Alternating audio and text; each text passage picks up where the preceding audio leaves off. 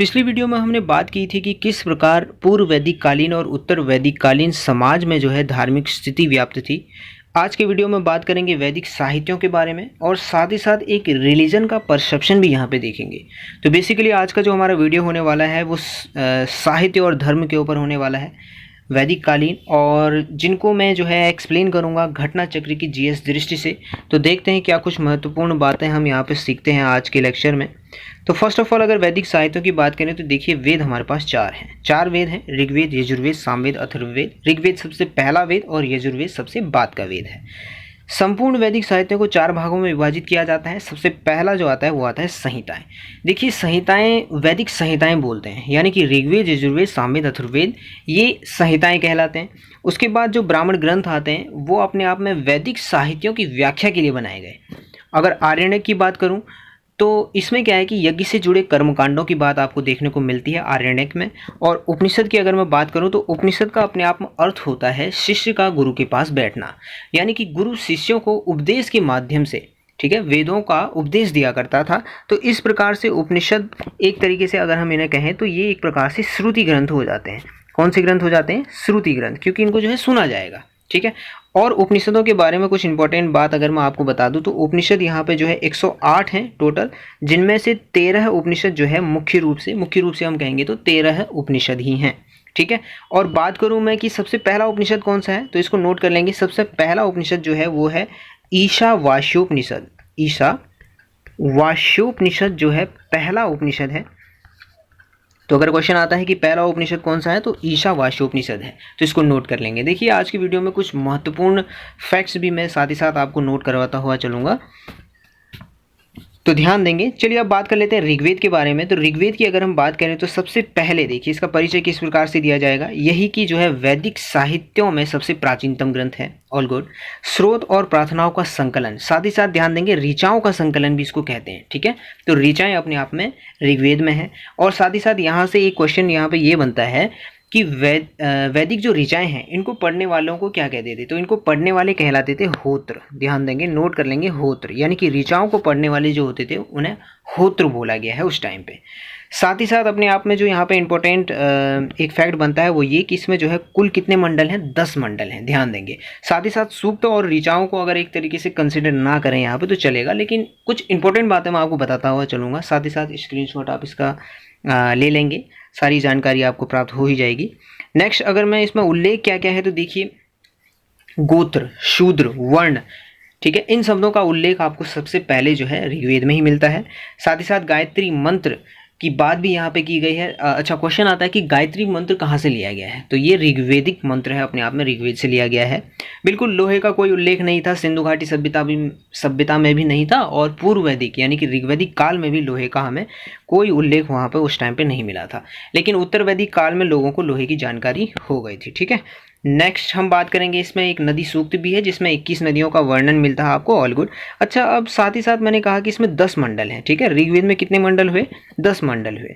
तो 10 मंडलों में से आपको कौन कौन से मंडल याद रखने हैं मैं आपको बता देता हूँ। सबसे पहले तो आपको तीसरा मंडल याद रखना है, उसके बाद आपको 7वां याद रखना है, फिर 8वां, 9वां और 10वां। तो इतने मंडल आपको याद रखने हैं, ठीक है। तो तीसरा मंडल अगर मैं बात करूँ तो तीसरे मंडल में जो है गायत्री, ठीक है, गायत्री मंत्र जो है तीसरे मंडल में ही था, ठीक है। उसके बाद अगर 7वें मंडल की मैं बात करूं तो देखिए 7वें मंडल में एक युद्ध हुआ था, 10 राज्य युद्ध, तो उसका वर्णन आपको मिलता है, नोट कर लेंगे। साथ ही साथ 7वें मंडल में 10 राज्य युद्ध का वर्णन मिलता है। अब 8वें मंडल में क्या है? देखिए 8वें मंडल की जो ऋचाएं हैं ना, हस्तलिखित ऋचाओं को खिल कहा गया है। क्या कहा गया है? खिल कहा गया है। तो यहाँ पे लिख देता हूँ मैं, खिल कहा गया है ऋचाओं को।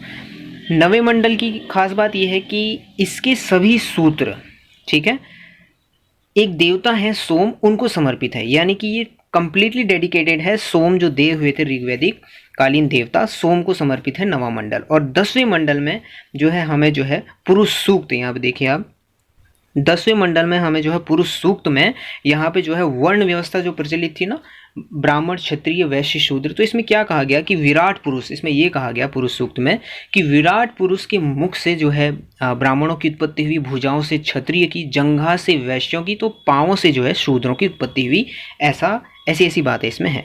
तो मुख्य रूप से यहाँ पे इतने मंडल आप कंसिडर करेंगे। तीसरा मंडल, 7वां, 8वां, 9वां और 10वां, क्या क्या चीज़ें हैं वो मैंने आपको बता दी हैं।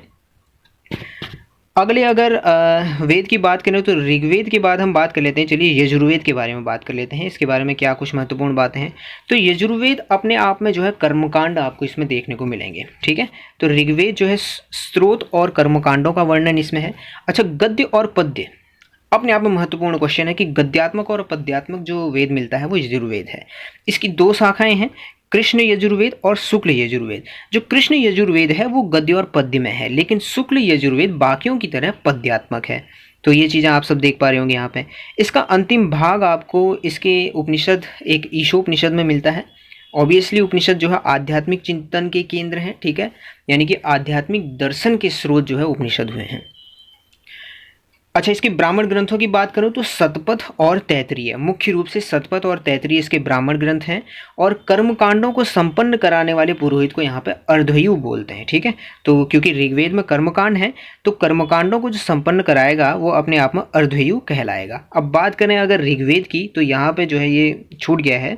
तो देखिए ऋग्वेद के पुरोहित, क्योंकि ऋग्वेद में क्या है, ऋचाएँ हैं, है ना। तो यहाँ के जो इसका जो पुरोहित होता था उसको होता बोला गया है। और साथ ही साथ मैंने आपको बताया कि ऋचाओं का पाठ करने वाले होत्र कहलाते थे।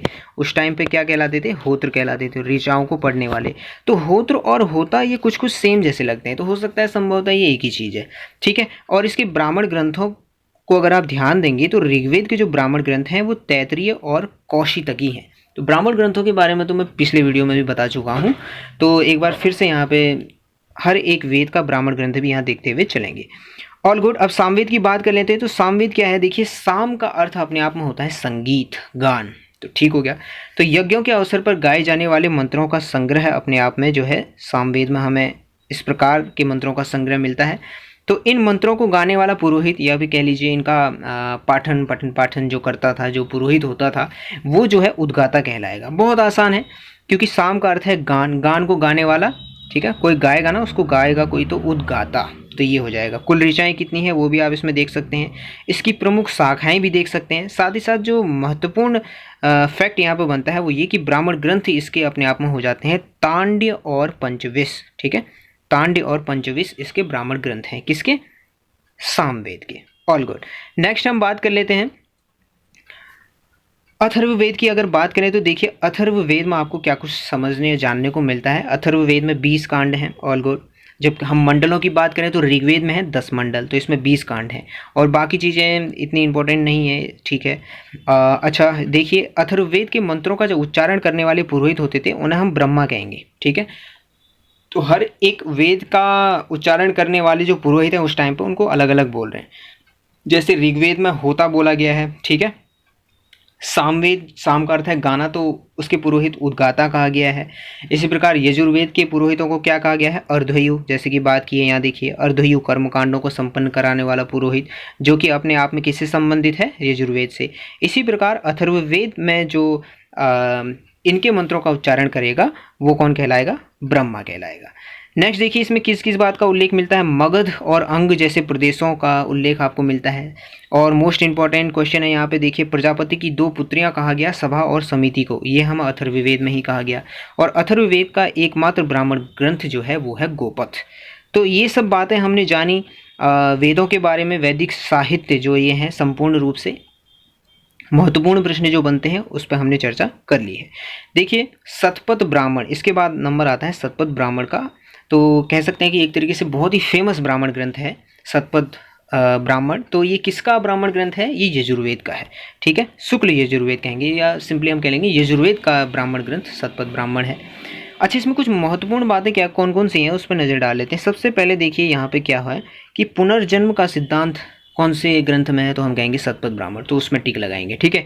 साथ ही साथ और मैं बता देता हूँ, जैसे कि पुरुष मेघ मेध यज्ञ, ये भी अपने आप में इम्पोर्टेंट है। पत्नी को पति की अर्धांगिनी, यह शब्द इस प्रकार से उच्चारण किया गया पत्नी को कि वो पति की अर्धांगिनी है, ये भी शतपथ ब्राह्मण ग्रंथ में ही हमें जानने को मिलता है, ठीक है। तो ये सब बातें हैं। राजसू यज्ञ की भी इसमें बात की गई है। नेक्स्ट बात करते हैं 10 राग युद्ध, जैसे कि मैंने बताया, आपको बताया था ऋग्वेद के 7वें मंडल में इसका उल्लेख है, ठीक है। 7, 8, 9, 10 ये मंडल याद रखने हैं ऋग्वेद के। तो उनमें 7वें मंडल में जो है 10 राज्य युद्ध का उल्लेख आपको मिलता है। इसमें जो बिल्कुल आर्यों की लड़ाई थी ये ठीक हो गया। तो रावी नदी के तट पर ये युद्ध लड़ा गया और परुष्णी उस टाइम पे बोलेंगे रावी नदी को, तो ये हो गया। अच्छा, ये किस किस के बीच में हुआ था? एक राजा सुदासु है और साथ ही साथ जो है 10 कोई राजाओं का संघ है, इनमें युद्ध हुआ है। All good. और इसमें जीत किसकी होती है? सुदास अंतिम रूप से विजयी होता है और इसका पुरोहित वशिष्ठ है। तो ये कुछ बातें हैं। कहने का मतलब जो 10 राज्य युद्ध है ये मुख्य रूप से 7वें मंडल में, ऋग्वेद के 7वें मंडल में इसका उल्लेख है, जिसमें सुदास जो है विजयी हुआ था। उपनिषदों की बात बिल्कुल मैंने आपको बता दी है। तो देखिए इसका शाब्दिक अर्थ जो है ज्ञान प्राप्ति के लिए शिष्य का गुरु के पास बैठना, ठीक है, दर्शन पर आधारित है। बिल्कुल आध्यात्मिक दर्शन के स्रोत जो है उपनिषद माने गए। कुछ उपनिषद हैं और उनमें किस किस बात का उल्लेख मिलता है ये महत्वपूर्ण है। जैसे कि सबसे पहले श्वेताश्वर, ठीक है, श्वेताश्वर एक उपनिषद है, इसमें मोक्ष का पहला उल्लेख हमें देखने को मिलेगा, ठीक है। और एक ये वाला इंपॉर्टेंट है जो है छांदोग्योपनिषद, इसमें आपको ब्रह्मचर्य, गृहस्थ और वानप्रस्थ ये 3 आश्रमों का वर्णन आपको इसमें देखने को मिलेगा। साथ ही साथ एक जो उपनिषद है वो है जाबलोपनिषद, इसमें 4 आश्रमों का वर्णन है। 4 आश्रम कौन कौन से? ब्रह्मचर्य, गृहस्थ, वानप्रस्थ और संन्यास, इनका वर्णन आपको इसमें मिल जाएगा। सत्यमेव जयते किस उपनिषद से लिया गया है? ये क्वेश्चन तो कई बार आता है। तो मंडूकोपनिषद से जो है सत्यमेव जयते लिया गया है। साथ ही साथ कठोपनिषद में जो है यम नचिकेता का इस प्रकार का संवाद भी आपको प्रसंग मिलता है। तो ये